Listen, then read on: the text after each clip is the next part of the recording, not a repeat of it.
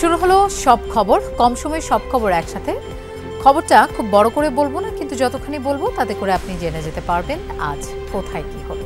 নিয়মিত এই আয়োজনে আপনাদের স্বাগত জানাচ্ছি আমি মৌসুমী আহমেদ লোপা। গোপালগঞ্জের কারফিউ বাড়ানো হয়েছে সন্ধ্যা ৬টায়, আগামী দুপুর ১২টা পর্যন্ত কারফিউ বলবৎ থাকবে। এ নিয়ে আরও জানবো, আমাদের সাথে যোগ দিচ্ছেন গোপালগঞ্জ থেকে আরিফুর রহমান সবুজ। সবুজ, সার্বিক পরিস্থিতি কেমন দেখছেন? কারফিউ তো আরও বাড়ানো হয়েছে। লোপা, এখন পর্যন্ত সকাল থেকে আমরা যতটুক দেখেছি মানুষের মধ্যে যে আতঙ্ক ছিল সেটি কিছুটা কাটতে শুরু করেছে। তবে পরিস্থিতি অর্থাৎ যারা এই ঘটনার পর থেকে অর্থাৎ কালকে থেকে যে পরিস্থিতি বিরাজমান ছিল এরপর থেকেই মূলত মানুষজনের মধ্যে একরকম অর্থাৎ তাদের ভীতি কাজ করছে যে এই ঘটনার পর যদি মামলা হয়, মামলার পর যদি পুলিশের পক্ষ থেকে ধরপাকড় বা অভিযান শুরু হয়, সেক্ষেত্রে সাধারণ মানুষও এই পরিস্থিতির মধ্যে পড়ে যায় কিনা সেটি নিয়ে একরকম ভীতি রয়েছে। তবে পুলিশের পক্ষ থেকে আসলে আশ্বস্ত করা হচ্ছে সাধারণ মানুষের মধ্যে যেন স্বস্তি ফিরে আসে, সেই জায়গাটির চেষ্টা করা হচ্ছে। এবং সেই কারণেই আমরা সকাল থেকে দেখেছি, বিশেষ করে 10টার পর থেকে সেনাবাহিনী, বিজিবি এবং অন্যান্য আইন শৃঙ্খলা বাহিনীর যারা সদস্য রয়েছেন তারা পুরো এলাকায় টহল দিচ্ছেন। বিশেষ করে শহরের যে এলাকাটি রয়েছে, শহরের এলাকাটি এবং বেশ কিছু স্পর্শকাতর এলাকা রয়েছে গোপালগঞ্জের 5টি উপজেলাতেই। এই স্পর্শকাতর 10 থেকে 12টি এলাকায় প্রচুর পরিমাণে পুলিশ মোতায়েন করা হয়েছে। এই জায়গাগুলোতে নতুন করে যেন কোনো ধরনের সহিংসতা বা উত্তেজনাকর পরিস্থিতি তৈরি না হয়। তবে পুলিশ যেটি বলছে যে এই ঘটনার সঙ্গে যারা জড়িত তাদের প্রত্যেককেই চিহ্নিত করে বিচারের আওতায় আনা হবে। এর বাইরে যারা রয়েছে সাধারণ মানুষ, তাদের আসলে তাদের শান্তি শৃঙ্খলা ফিরিয়ে আনার জন্যই মূলত পুলিশ কাজ করছে। এবং সাধারণ মানুষও আসলে যেটি বললাম যে দুপুরের পর থেকে বা সকালের পর থেকে কিছুটা স্বস্তি ফিরতে শুরু করেছে। তারাও আশ্বস্ত হয়েছেন যে যারা এই ঘটনায় জড়িত তারাও বলছেন যে গোপালগঞ্জের মানুষ শান্তিপ্রিয়, তারা অশান্তি চান না, অস্বস্তিকর কোনো অবস্থা বিরাজমান থাকুক সেই জায়গাটি চান না। কারণ তারা বলছেন যে গোপালগঞ্জে এই রকম ঘটনা কখনো তারা তাদের চোখে দেখেননি। এই অবস্থাটি কিভাবে তৈরি হলো সেই জায়গাটির জন্য সুষ্ঠু তদন্ত হয়, সেই জায়গাটিও তারা নিশ্চিত করার দাবি জানিয়েছেন। সবকিছু মিলে যেহেতু ধীরে ধীরে পরিস্থিতি উন্নতি হচ্ছে, স্বস্তি ফিরতে শুরু করছে, সে কারণে হয়তো প্রশাসনের পক্ষ থেকে এখানে প্রশাসনের একটি বৈঠক চলছে। প্রশাসনের ঊর্ধ্বতন কর্মকর্তার বিভাগীয় কমিশনারের নেতৃত্বে সেখানে পুলিশের ডিআইজি সহ অন্যান্য ঊর্ধ্বতন কর্মকর্তারা রয়েছেন। তারা হয়তো সার্বিক পরিস্থিতি নিয়ে একটি বৈঠক করছেন। এই বৈঠকের পরে মূলত একটি ব্রিফিং করার কথা রয়েছে। সেই ব্রিফিংয়ে হয়তো সার্বিক পরিস্থিতি আসলে প্রশাসনের পক্ষ থেকে কি কি ব্যবস্থা নেওয়া হয়েছে সেই বিষয়গুলো তুলে ধরা হবে। এবং কারফিউ বাড়ানোর যে বিষয়টি অর্থাৎ আগামীকাল সন্ধ্যা পর্যন্ত বাড়ানো হয়েছে, মাঝের 12টা থেকে 2টা পর্যন্ত 2 ঘন্টার কারফিউ শিথিল থাকবে। এই 2 ঘন্টা বাদে অর্থাৎ 24 ঘন্টায় বাড়ানো হয়েছে, সেটা বলা যায় মাঝের 2 ঘন্টা শিথিল শুধুমাত্র থাকবে। সবুজ, আপনাকে ধন্যবাদ আমাদের সাথে যোগ দেওয়ার জন্য। এনসিপির পথসভাকে কেন্দ্র করে বুধবার দিনভর সংঘর্ষ আর প্রাণহানির ঘটনায় থমথমে গোপালগঞ্জ। গতরাতে শুরু হওয়া 22 ঘন্টার কারফিউ আবারও বাড়িয়েছে আইনশৃঙ্খলা বাহিনী। আগামীকাল সন্ধ্যা 6টা পর্যন্ত কারফিউ বহাল থাকবে, মাঝে বেলা 12টা থেকে দুপুর 2টা পর্যন্ত শিথিল থাকবে কারফিউ। এদিকে সংঘর্ষের ঘটনায় সন্দেহভাজন 20 জনকে আটক করেছে আইনশৃঙ্খলা বাহিনী। পুলিশ জানিয়েছে হামলায় জড়িত সন্ত্রাসীদের ছাড় নেই, যেখানেই থাকুক গ্রেফতার করা হবে। পথে পথে ব্যারিকেড, ছড়িয়ে ছিটিয়ে থাকা ইট পাথর কিংবা লাঠিসোঁটা দেখেই অনুমান করা যায় কতটা সহিংস ছিল বুধবারের হামলা। বৃহস্পতিবার দুপুর নাগাদ এসব প্রতিবন্ধকতা সরানোর কাজ শুরু করেন পৌরকর্মীরা। তখনও জনমনে কাটেনি আতঙ্ক। একবারে ঘরে বন্দি, জরুরি অবস্থা চলতেছে, এখন তো কেউ বেরোবে না। আমরা খুব দ্রুত এই পরিবেশ থেকে কাটিয়ে উঠতে চাই, স্বাভাবিক একটা জীবনযাপন করতে চাই। কারফিউয়ের কারণে বেশিরভাগ দোকান, ব্যবসা প্রতিষ্ঠান বন্ধ, সাধারণের আনাগোনাও কম। বয়স অনুযায়ী আমি এখনো দেখি নেই যে এরকম অস্বাভাবিক পরিস্থিতি কখন হয়েছে। এখন শহরে যেহেতু সন্ধ্যা 6টা পর্যন্ত কারফিউ জারি, তারপরেও গাড়ি চলাচল করতেছে। শৃঙ্খলা ফেরাতে বুধবার রাত থেকেই পুরো গোপালগঞ্জে টহলে ছিল পুলিশ, সেনাবাহিনী, বিজিবি, নৌবাহিনী ও কোস্টগার্ডের সদস্যরা। সকালে বাড়ে আইন শৃঙ্খলা বাহিনীর তৎপরতা। রাতভর অভিযান চালিয়ে অন্তত 20 জনকে আটক করে পুলিশ। জনগণের শান্তি আনয়নের জন্য যা যা পদক্ষেপ নেওয়া দরকার আমরা ঢাকা রেঞ্জ থেকে এবং বাংলাদেশ পুলিশ থেকে সমস্ত কিছু নেওয়া হবে। সন্ত্রাসীতে তো অবশ্যই আমরা আমাদের আইনের আওতায় আনবো। সন্ত্রাসীদের কোনো নিস্তার নেই, তারা বিন্দুমাত্র ছাড় পাবে না। বুধবার হামলা চালানো হয়েছিল জেলা প্রশাসন কার্যালয়ে এবং গোপালগঞ্জ কারাগারে। নিরাপত্তা বাড়ানো হয় এসব স্থাপনায়। আমরা প্রথম থেকে এখানে ব্যবস্থা নিয়েছি। এছাড়া আমাদের কারারক্ষীদের, তারপর এখানে যিনি কারার ইনচার্জ হিসাবে আছেন, ওনার সাহসিকতার জন্য আমরা এটা যথেষ্ট পরিমাণে আমরা ট্যাকল করতে পেরেছি। গতকালকে সিচুয়েশন অনুযায়ী তো আজকেও আমরা সেভাবে প্রিপেয়ার্ড আছি। যদি কোনো কিছু আসে বা কোনো কিছু আমরা ওরকম টের পাই, তাহলে অবশ্যই আমরা ক্যাপাবল। টুঙ্গিপাড়া, কোটালীপাড়া সহ 5 উপজেলার অন্তত 12টি জায়গায় মোতায়েন করা হয়েছে অতিরিক্ত পুলিশ। পুরো গোপালগঞ্জ জুড়ে যে তাণ্ডব চালানো হয়েছে তার ক্ষতচিহ্ন এখনো ছড়িয়ে আছে চারদিকেই। সকাল থেকে পরিস্থিতির অনেকটাই উন্নতি হয়েছে, কিন্তু এখন এখানকার মানুষের মধ্যে এক ধরনের অজানা আতঙ্ক ভর করেছে। তারা বলছেন গোপালগঞ্জের মানুষ শান্তিপ্রিয়, যারা এই শান্তি বিনষ্ট করেছে তাদের দ্রুত শাস্তির আওতায় আনা হোক। আরিফুর রহমান সবুজ, যমুনা নিউজ, গোপালগঞ্জ। গোপালগঞ্জে এত বড় ঘটনা ঘটবে সেই তথ্য গোয়েন্দাদের কাছে ছিল না। এই মন্তব্য করেছেন স্বরাষ্ট্র উপদেষ্টা অবসরপ্রাপ্ত লেফটেন্যান্ট জেনারেল জাহাঙ্গীর আলম চৌধুরী। দুপুরে সচিবালয়ে সাংবাদিকদের তিনি বলেন, এই ঘটনার বিচারে কোনো রাজনৈতিক পরিচয় দেখা হবে না। সকালে আরেক অনুষ্ঠানে উপদেষ্টা আসিফ মাহমুদ বলেন, অপরাধীদের ধরতে কি ব্যবস্থা নেওয়া হবে সে সিদ্ধান্ত নেবে স্বরাষ্ট্র মন্ত্রণালয়। এদিকে বিকেলে এক সংবাদ সম্মেলনে প্রেস সচিব জানান, গোপালগঞ্জের ঘটনায় তদন্ত কমিটি গঠন করেছে সরকার।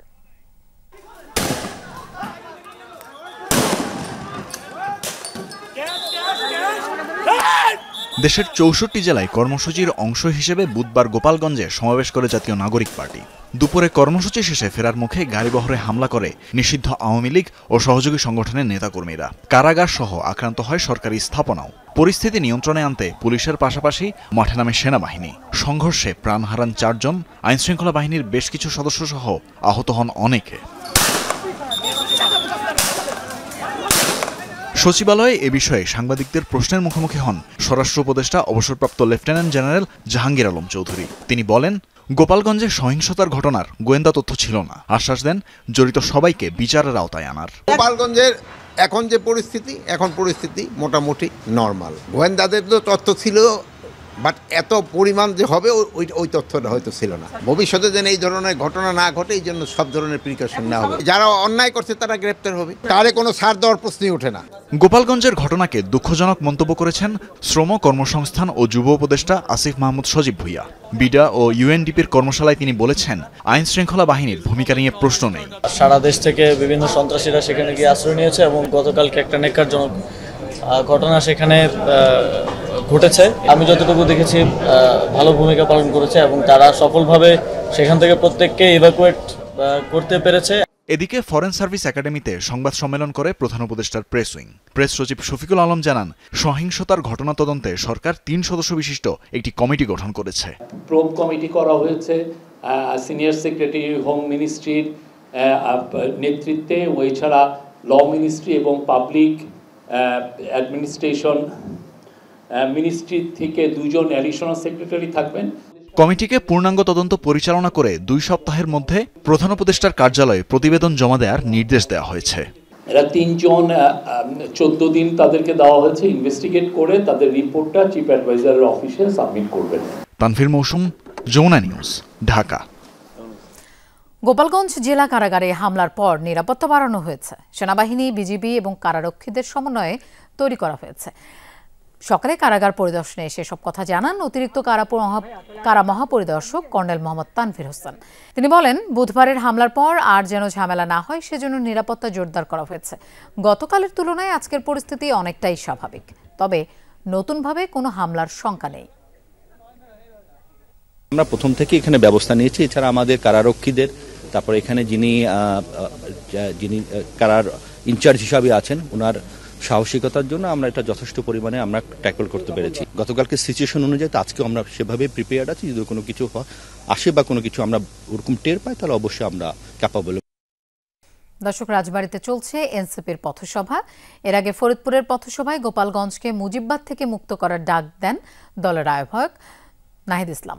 ফরিদপুরের জনতা ব্যাংক মোড়ে অনুষ্ঠিত হয় পথসভা। সেখানে গোপালগঞ্জে এনসিপির সমাবেশে চালানো হামলায় জড়িতদের শাস্তিও দাবি করেন নাহিদ ইসলাম। তবে এতে যেন সাধারণ মানুষ হয়রানির শিকার না হয় সে বিষয়েও জোর দেন তিনি। আরও বলেন, গোপালগঞ্জে হামলার ঘটনায় বিচার বহির্ভূতভাবে 4 জন মারা গেছে। এনসিপি সন্ত্রাসীদের মানবাধিকারেও বিশ্বাসী। গ্রেফতার ও প্রচলিত আইনেই অপরাধীদের শাস্তি চান তারা। পদযাত্রাটির নিরাপত্তা নিশ্চিতে মোতায়েন ছিল 2 প্লাটুন বিজিবি। রাজবাড়ীর পর মানিকগঞ্জেও আজ গণসংযোগ ও পথসভা করবে দলটি।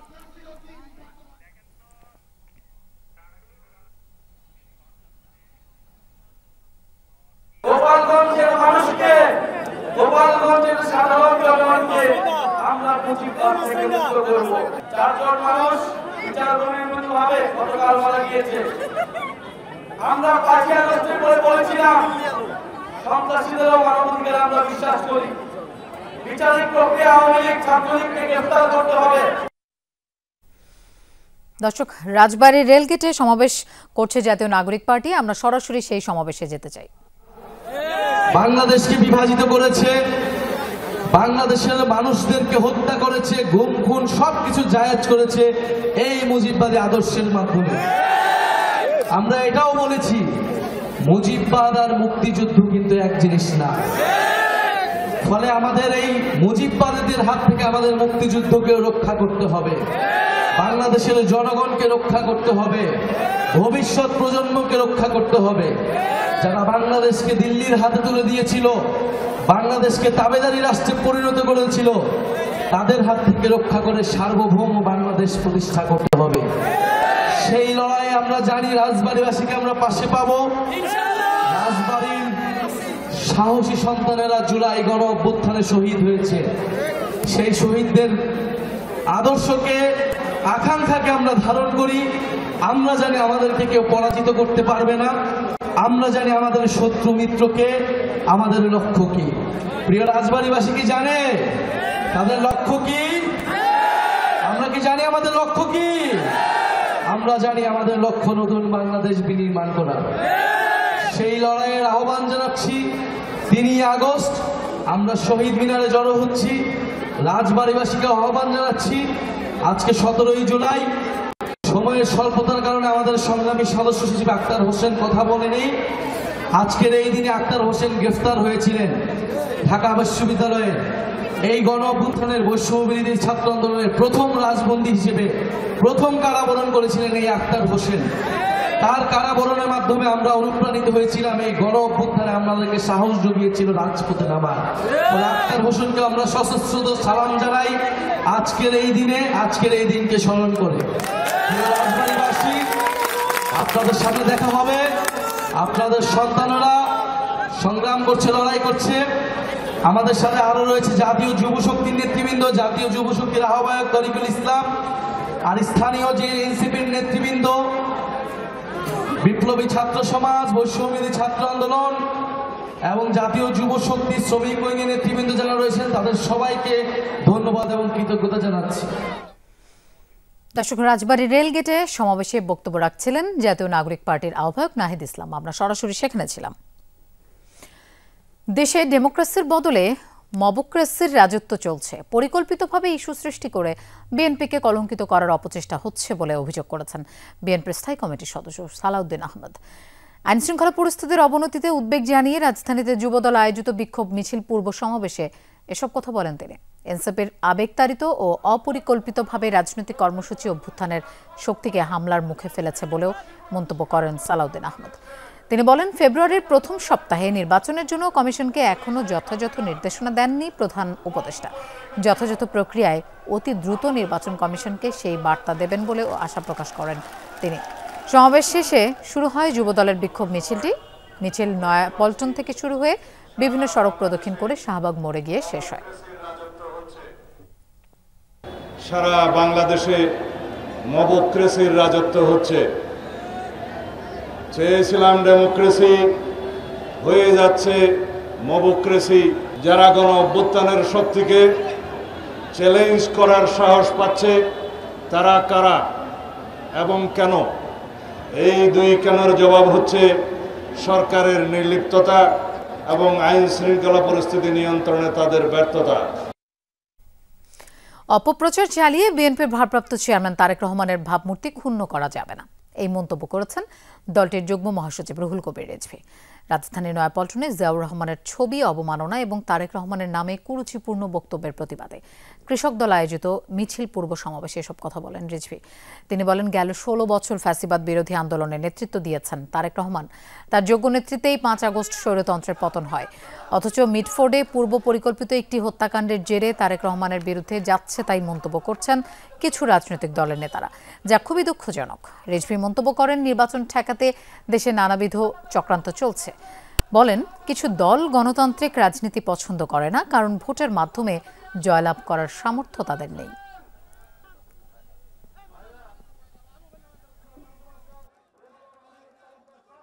এটা চক্রান্ত, এটা ষড়যন্ত্র, এটা নির্বাচন পেছানো, অথবা আপনারা কোনো কুচক্রীদের সাথে আপনারা সম্পর্ক রাখছেন। আপনাদের অপপ্রচার দিয়ে তারেক রহমানের মতো সেই নেতাকে তার আপনারা ভাবমূর্তি খণ্ড করতে পারবেন।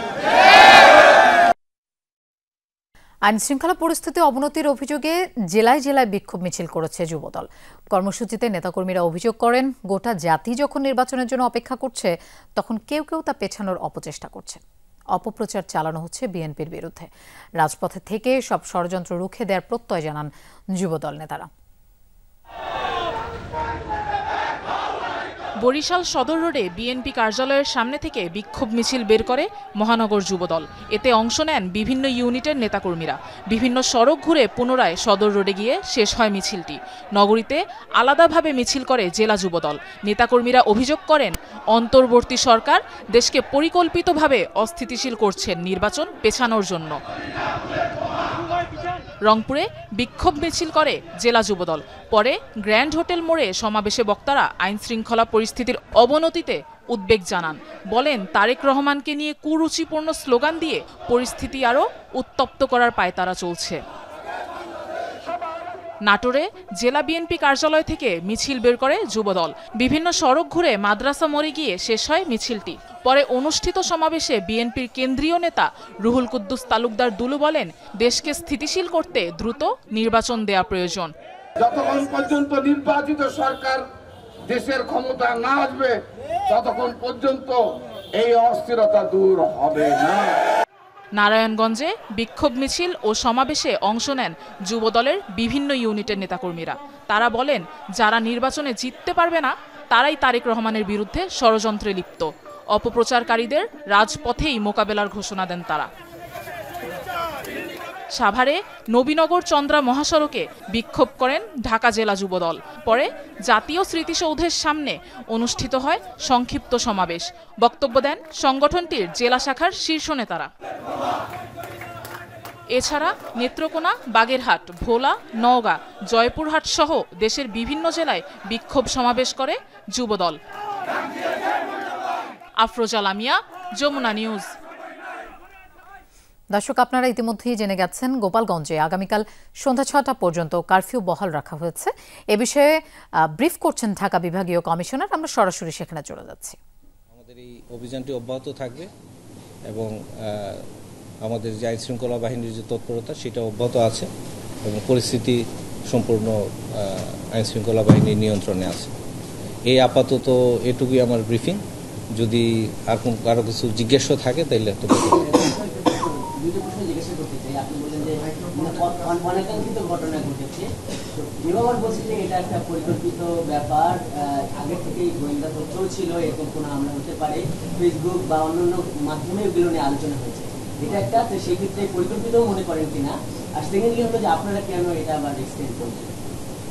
আমরা মনে করছি যে আইন শৃঙ্খলার যে অবস্থা আছে, কিছু দুষ্কৃতিকারী আমাদের কাছে ইনফরমেশন এরকম যে বাহির থেকেও এই গোপালগঞ্জে এসেছিলেন। তারা এখনও গোপালগঞ্জের বিভিন্ন এলাকায় অবস্থান করছেন মর্মে আমাদের যে গোয়েন্দা তথ্য সেটি আছে। তো আমরা সেটি তাদেরকে আইডেন্টিফাই করার চেষ্টা করছি এবং পরিস্থিতি আমরা ওয়াচ করছি। যতক্ষণ পর্যন্ত আমাদের মনে হবে যে না সাধারণ মানুষের জন্য পরিস্থিতিটা সুখকর, ততক্ষণ পর্যন্ত আমরা এটা অব্যাহত রাখবো। পরিকল্পিত কিনা? না, এরকম পরিকল্পিত ওইরকম পরিকল্পিত খুব ছিল এটা আমাদের মনে হয়নি, কারণ যেটুকু ইনফরমেশন ছিল সেই অনুযায়ী আমাদের প্রস্তুতিও ছিল। তো সেই পর্যায়ে প্রস্তুতি ছিল, কিন্তু তারপরেও কিছু ঘটনা ঘটে গেছে যেটা হয়তো আইন শৃঙ্খলা বাহিনী হয়তো ধারণা করেনি যে কীভাবে ইয়েটা হলো। তো খুব পরিকল্পিত এরকম কোনো ইনফরমেশন আমার মনে হয় ছিল না। আমাদের ডিআইজি সাহেব আছেন, উনিও বলতে পারবেন এরকম কোনো তো ছিল না যে খুব পরিকল্পিতভাবে বিষয়টা হয়েছে। এখন পর্যন্ত কতজন গ্রেফতার হয়েছে, মামলা হয়েছে কিনা এই বিষয়ে এখন পর্যন্ত গ্রেপ্তার হয়েছে 25 জনের অধিক। তো আমাদের যারা দুষ্কৃতিকারী রয়েছেন, যারা এই গতকালকে এই অনাকাঙ্ক্ষিত ঘটনার পিছনে যারা জড়িত ছিলেন, তাদেরকে আমরা অবশ্যই আইনের আওতায় আনবো। সেই প্রক্রিয়াটা অব্যাহত থাকবে। এটা প্রক্রিয়া। দর্শক, গোপালগঞ্জের সার্বিক পরিস্থিতি নিয়ে সাংবাদিকদের সাথে কথা বলছিলেন ঢাকা বিভাগীয় কমিশনার। আমরা সরাসরি সেখানে ছিলাম। গোপালগঞ্জের ঘটনা প্রমাণ করে আওয়ামী লীগ এখনও পেশি শক্তির রাজনীতিতেই বিশ্বাস করে, এই মন্তব্য করেছেন বিএনপির স্থায়ী কমিটির সদস্য আমির খসরু মাহমুদ চৌধুরী। দুপুরে ডিআরইউতে এক আলোচনা সভায় এই মন্তব্য করেন তিনি। রাজনৈতিক দলের দ্বন্দ্বের কারণে অনেক দেশ পিছিয়ে গেছে উল্লেখ করে আমির খসরু বলেন, নির্বাচন পেছানো হলে দেশ অবনতির দিকে যাবে। নির্বাচন না হওয়ার কারণে দেশে বিনিয়োগ বন্ধ হয়ে যাচ্ছে। তিনি আরও বলেন, যত তাড়াতাড়ি সম্ভব সবাইকে গণতান্ত্রিক প্রক্রিয়ায় ফিরে যেতে হবে। এজন্য প্রয়োজন সুষ্ঠু নির্বাচন। জনগণের মাধ্যমে যে পরিবর্তন আসবে তাই টিকে থাকবে। রাজনৈতিক দলের মধ্যে মতপার্থক্য থাকতে পারে, তবে সব দলের প্রতি সম্মান থাকতে হবে বলেও মন্তব্য করেন আমির খসরু।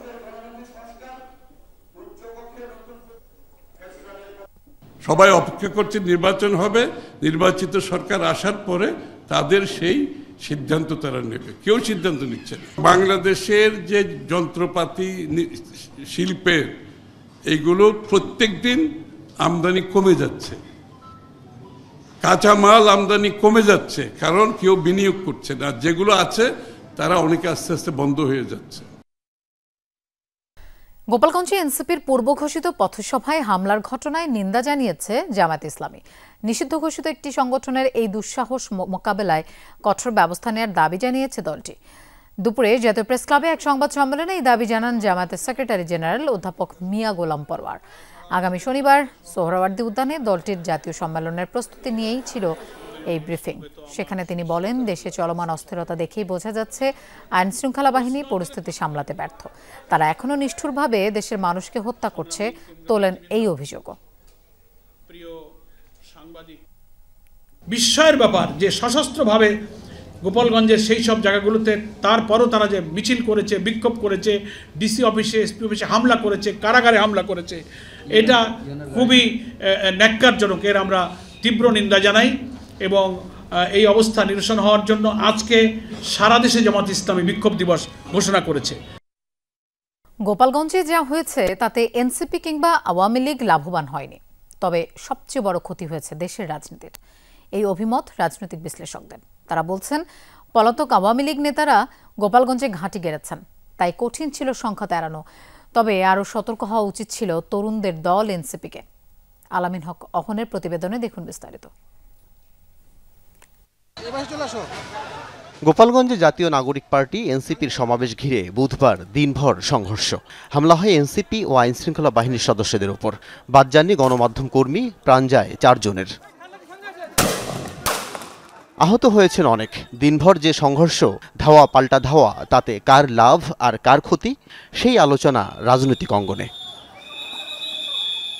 তারা যদি শেষ দিনের শেষে এই জিনিসটা তারা যদি ফিল না করেন যে আমাদের কাজের, আমাদের কর্মকাণ্ডের কারণে মানুষের জীবন তা একেবারেই মূল্যহীন হয়ে যাচ্ছে। রাজনীতি আমাদেরকে দিনের শেষে যদি এই জায়গায় নিয়ে যায়, তাহলে এই রাজনীতি কেউ করবে না। তো চোর বাটপার সাদাবাজরাই এই রাজনীতি করবে।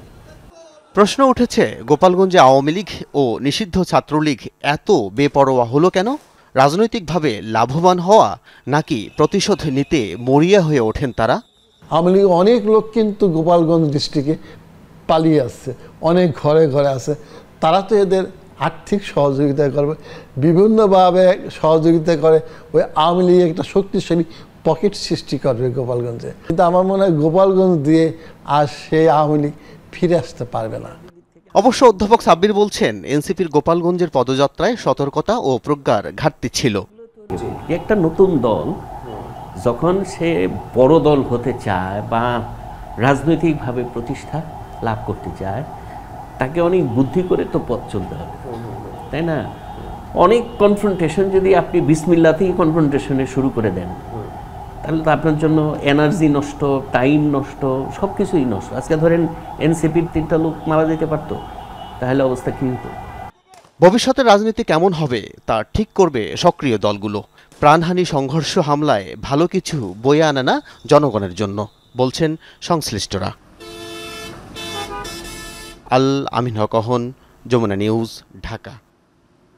টিএসসিতে ছাত্রদল আয়োজিত স্মরণসভায় কথা বলছেন বিএনপি মহাসচিব মির্জা ফখরুল ইসলাম আলমগীর। আমরা সরাসরি সেখানে চলে যাচ্ছি।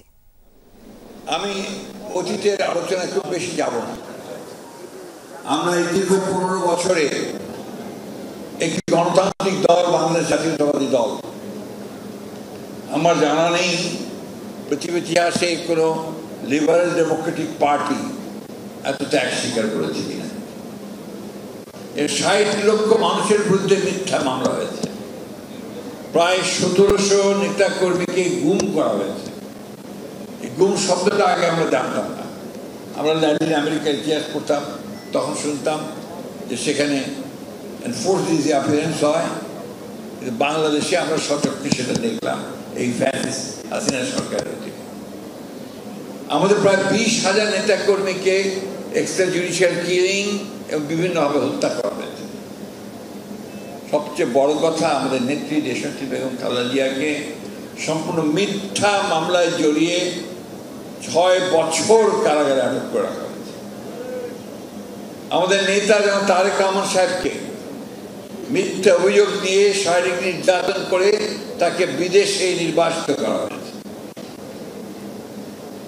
অসংখ্য মিথ্যা মামলা, হত্যা, খুন, জখম, এই নিয়ে বিএনপি কিন্তু সোজা হয়ে দাঁড়াবার চেষ্টা করেছে, মাথা উঁচু করে দাঁড়াবার চেষ্টা করেছে এবং একবারের জন্য ফ্যাসিবাদের বিরুদ্ধে লড়াইয়ে কোনো যেটাকে আমরা বলি যে থামেনি, এগিয়ে চলেছে।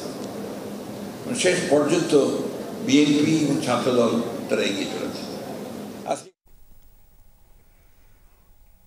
দর্শক, টিএসসিতে ছাত্রদল আয়োজিত স্মরণ সভায় কথা বলছেন বিএনপি মহাসচিব মির্জা ফখরুল ইসলাম আলমগীর। আমরা ছিলাম সেখানে সরাসরি। 21 আগস্ট গ্রেনেড হামলার মামলায় বিএনপির ভারপ্রাপ্ত চেয়ারম্যান তারেক রহমান সহ অন্য আসামিদের খালাসের রায়ের বিরুদ্ধে রাষ্ট্রপক্ষের করা আপিলের শুনানি আগামী 24 জুলাই নির্ধারণ করেছে আদালত। এর আগে শুনানির শুরুতে এই মামলার পলাতক 2 আসামির পক্ষে কোনো আইনজীবী নিয়োগ না হওয়ার বিস্ময় প্রকাশ করেন প্রধান বিচারপতি ডক্টর সৈয়দ রেফাত আহমেদ।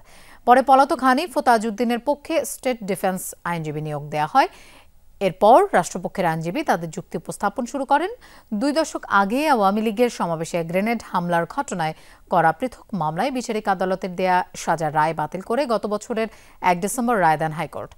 এই রায়ের ফলে বিএনপির ভারপ্রাপ্ত চেয়ারম্যান তারেক রহমান, সাবেক স্বরাষ্ট্র প্রতিমন্ত্রী লুৎফুজ্জামান বাবর সহ গ্রেনেড হামলা মামলার আসামিরা খালাস পান।